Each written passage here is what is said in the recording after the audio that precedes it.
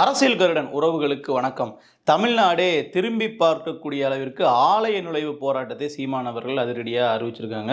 மேலும் சீமான் அவர்களுடைய இந்த ஆலய நுழைவு போராட்டம் அப்படிங்கிறது அரசியல் களத்தில் அவருக்கு எந்த மாதிரியான பிரதிபலன்களை கொடுக்கும் அப்படின்னு சொல்லி அரசியல் திறனாய்வாளர் ரவீந்திர துரைசாமி அவர்களும் தெளிவாக சொல்லியிருக்காங்க. இது குறித்து நம்ம இந்த காணொலியில் விரிவாக பார்க்கலாம்.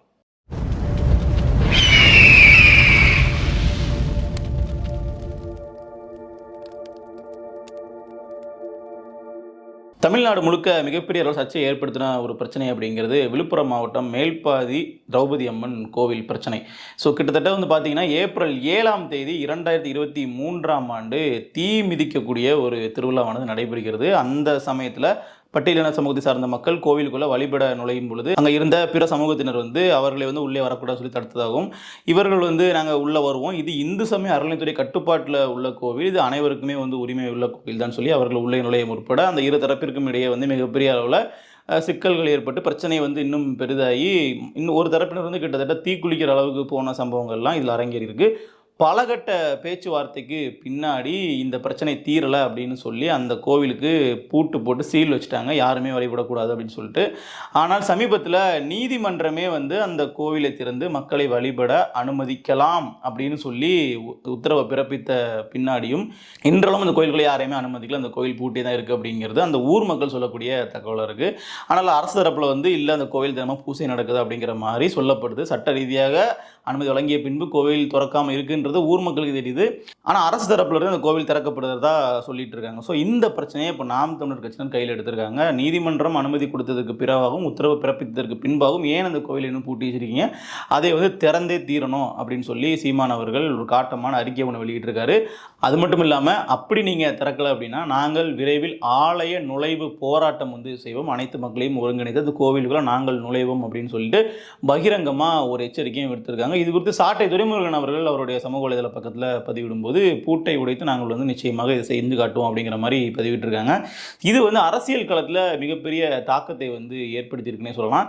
குறிப்பாக சீமான் அவர்களினுடைய இது போன்ற முடிவுகள் மிகவும் துணிகரமான மற்றும் ஒரு அதிரடியான முடிவுகளாக பார்க்கப்படுது. காரணம் என்ன அப்படின்னு பார்த்தீங்கன்னா, பல கட்சியினுடைய அரசியல் தலைவர்களும் இதை பேசாமல் தவிர்த்து வந்ததுக்கான காரணம், இந்த சமூகத்துக்கு ஆதரவாக பேசினாக்க இன்னொரு சமூகம் நம்ம கோச்சிப்பாங்களோ அப்படிங்கிற மாதிரி மிகவும் ஒரு மௌனம் காத சூழலில் தான் இருப்பாங்க. ஆனால் சீமான் அவர்கள் இதை உடைத்து இது அனைத்து சமூகம் வழிபடக்கூடிய ஒரு சூழலை ஏற்படுத்தணும், நம்ம உள்ள கோயிலுக்குள்ள நுழையணும் அப்படிங்கிற மாதிரி விஷயத்தை சீமான் அவர்கள் முன்னெடுத்திருக்கிறாரு.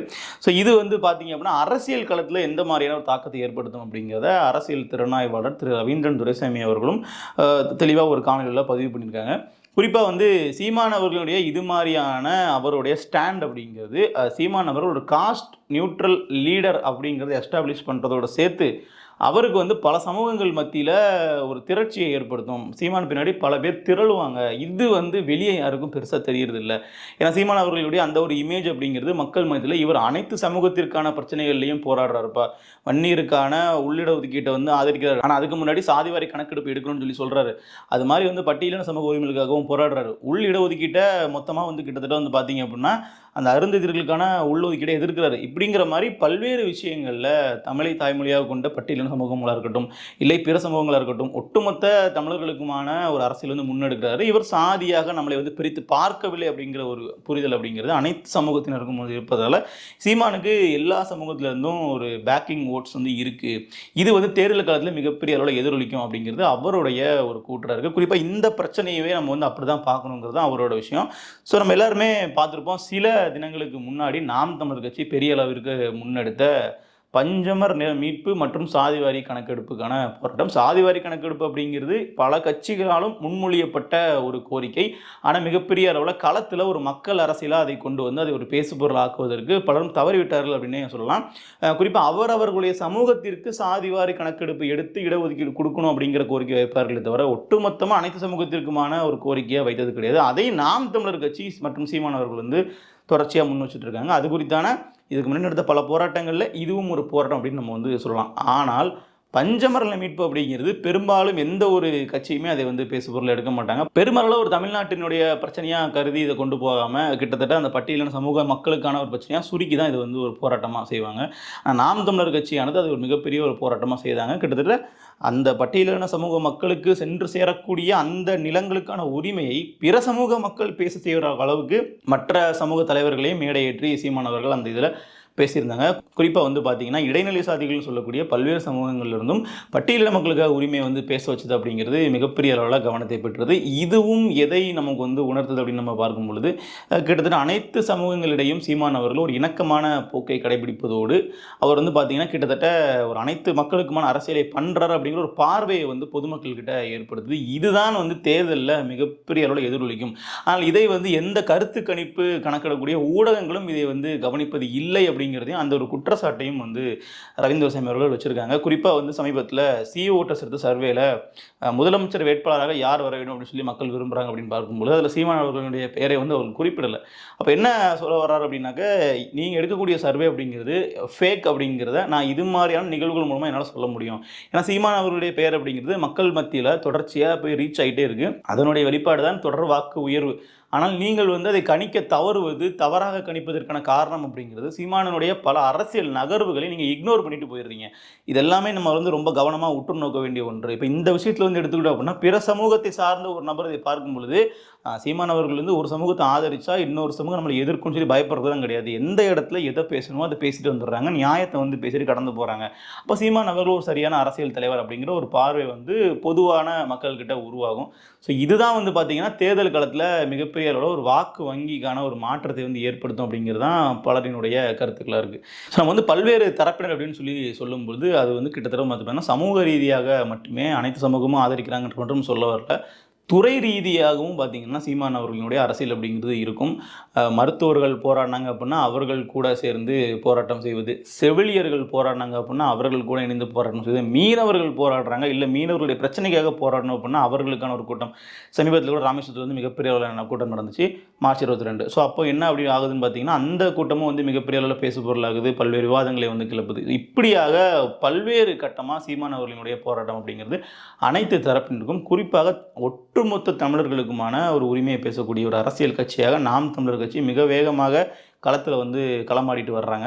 ஸோ இந்த விஷயங்கள் எல்லாமே வந்து பார்த்திங்கன்னா நிச்சயமாக 2026 தேர்தல் காலத்தில் எதிரொலிக்கும் அப்படிங்கிறதுல மாற்று கருத்தே இல்லை. காரணம் வந்து வேறு எந்த கட்சிகளுமே இதை இந்த அளவிற்கு தீர்க்கமாக துரிதமாக முன்னெடுக்கலை அப்படிங்கிறது நம்மளால் புரிஞ்சுக்க முடியுது. இப்போ நம்ம புதுசாக நாங்கள் தான் வந்து மாற்று அப்படின்னு சொல்லி வரக்கூடிய தாவேகா போன்ற கட்சிகள்லாம் இன்றளவும் ஒரு மிகப்பெரிய ஒரு மக்கள் பிரச்சனையை எடுத்து அதை ஒரு பேசு பொருளாக்கி அதற்கான தீர்வை நோக்கி நகர்த்தலை அப்படிங்கிறத நம்மளால் பார்க்க முடியுது. ஆனால் மறுபக்கம் வந்து கிட்டத்தட்ட இப்போ சட்டமன்றத்தில் நாம் தமிழர் கட்சியான எதிர்க்கட்சியாக இல்லை என்ற போதும் மக்கள் மன்றத்தில் கிட்டத்தட்ட ஆளும் தரப்பை கேள்வி கேட்கக்கூடிய ஒரு எதிர்க்கட்சியாக செயல்பட்டு வருகிறது அப்படிங்கிறதுல மாற்று கருத்தே கிடையாது. இது எந்த அளவிற்கு வந்து பார்த்திங்கன்னா மக்களை வந்து சென்றடையுது அப்படின்னா, இப்போ இன்றைக்கு வந்து பகுதி நேர ஆசிரியர்களுக்கு பணி நிரந்தரம் செய்ய வேண்டும் அப்படிங்கிற அறிக்கை வந்து சீமான் அவர்கள்கிட்ட வந்து வெளியாகுது. இப்போ ஆசிரியர்கள் தரப்பு அப்படிங்கிறது கடந்த முறை ஸ்டாலின் அவர்களுக்கு சென்று நாங்கள் உங்களுக்கு வந்து வாக்களிக்கிறோம், நீங்கள் எங்களுக்கு வந்து இதை பண்ணி கொடுங்க அப்படின்ற மாதிரி சொல்லி கேட்டிருப்பாங்க.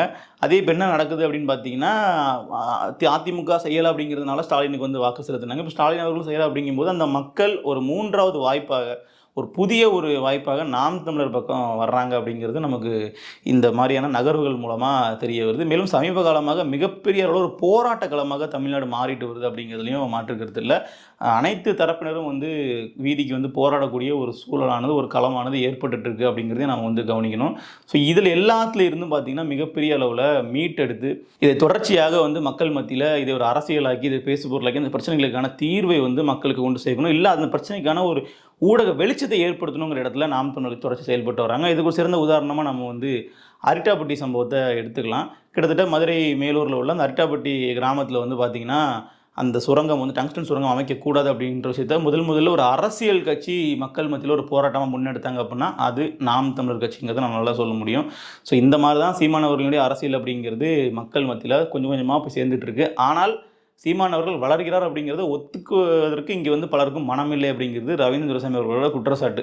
இதெல்லாம் அவர்கள் சரியாக கவனிச்சிருந்தாங்க அப்படின்னா சீமான் அவர்களை பற்றி புரிஞ்சிருக்கும். அவர்கள் சரியாக கவனிப்பது இல்லை. அதனாலேயே அவர்கள் எடுக்கக்கூடிய சர்வே முடிவுகள்லாம் தவறாக இருக்குது, அவர்கள் சொல்லக்கூடிய விஷயங்கள்லாம் பலதும் தவறாக இருக்குன்றதும் அவருடைய பார்வை. ஸோ இந்த மாதிரியான அரசியல் நகர்வுகளை கவனித்து அதற்கு மக்களினுடைய ரெஸ்பான்ஸ் எப்படி இருக்குன்றதை பார்த்து தான் ஒரு தேர்தலில் ஒரு கட்சிக்கான வாக்குகள் வந்து உயரும். இதை சரிவர சீமானவர்கள் செய்து கொண்டு வருகிறார். ஒவ்வொரு இடத்துலையுமே அவர் செய்யக்கூடிய விஷயம் அப்படிங்கிறது பல்வேறு தரப்பு மக்களையும் நாம் தமிழர் கட்சியை நோக்கி இழுக்குது அப்படிங்கிறது தான் விஷயம். மற்றும் வேட்பாளர்கள் தேர்ந்தெடுப்பது மற்றும் வந்து சமூக நீதி நிலைநாட்டுவது போன்ற பல விஷயங்கள் வந்து நாம் தமிழர் கட்சி மறைமுகமாக செய்துட்டு வருவாங்க. அது தனி, அது தொடர்ச்சி ஆரம்ப காலத்துலேருந்து பண்ணிட்டு இருக்கிறது. ஆனால் சமீப காலமாகவே சில புதுமையான விஷயங்கள் வந்து கையில் எடுத்து மக்களுக்கான விஷயங்களை போராடுறது அப்படிங்கிறதும் இப்போ பல முன்னணி கருத்து கணிப்பு எடுக்கக்கூடிய நிறுவனங்கள் வந்து கவனிக்க தவறுகின்றன. அதை சீமானவர்கள் மறைவாக செய்தாலும் நிறைவாக செய்து கொண்டிருக்கிறார் அப்படிங்கிறது ரவீந்திர சிங் அவர்களுடைய கருத்து. பொறுத்திருந்து பார்க்கலாம் தேர்தல் காலத்தில் இது நாம் தமிழர் கட்சி எந்த அளவுக்கு பலனளிக்குது அப்படின்னு சொல்லிட்டு. இது போன்ற அரசியல் குறித்த காணொலிகள் பார்ப்பதற்கு அரசியல் கருடன் சப்ஸ்கிரைப் செய்யுங்கள். நன்றி.